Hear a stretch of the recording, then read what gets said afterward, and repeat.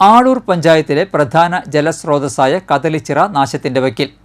വർഷങ്ങളായി പായലും ചണ്ടിയും നിറഞ്ഞുകിടക്കുന്ന ചിറയുടെ പുനരുദ്ധാരണത്തിന് നടപടി വൈകുന്നു.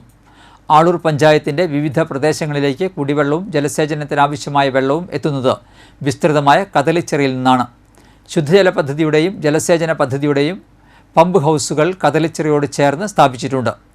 ഉറുമ്പൻ കുന്നിലുള്ള ജലസംഭരണിയിലേക്ക് കദളിച്ചിറയിൽ നിന്ന് പമ്പ് ചെയ്യുന്ന ശുദ്ധജലമാണ് കൊമ്പൊടിഞ്ഞാമാക്കൽ, ആനത്തടം, എടത്താടൻ കവല, കനാൽ പാലം, ആളൂർ മാളവഴി എന്നീ പ്രദേശങ്ങളിൽ വിതരണം ചെയ്യുന്നത്. പമ്പിങ്ങിനാവശ്യമായ വെള്ളം ചിറയിലുണ്ടെങ്കിലും പുല്ലുമൂടി നികന്നുകൊണ്ടിരിക്കുന്നത് ചിറ നശിക്കാൻ ഇടയാക്കുമെന്ന ആശങ്കയാണ് ജനങ്ങൾക്കുള്ളത്.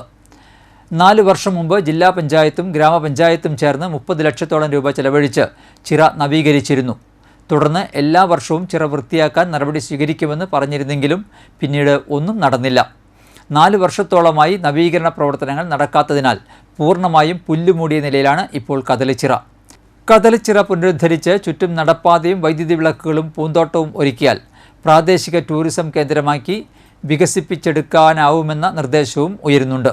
വിദ്യാർത്ഥികൾക്ക് നീന്തൽ പരിശീലനം നൽകാനും വിസ്തൃതമായ കുളം ഉപയോഗപ്പെടുത്താനാകും. വേനൽക്കാലത്ത് ചിറയിലെ ജലനിരപ്പ് താഴ്ന്നാൽ തൊട്ടടുത്തുകൂടി കടന്നു പോകുന്ന ചാലക്കുടി ഇറിഗേഷൻ പദ്ധതിയിലെ വലതുകര കനാലിൽ നിന്ന് ചിറയിലേക്ക് വെള്ളം ഒഴുക്കാനുള്ള സംവിധാനവും നിലവിലുണ്ട്.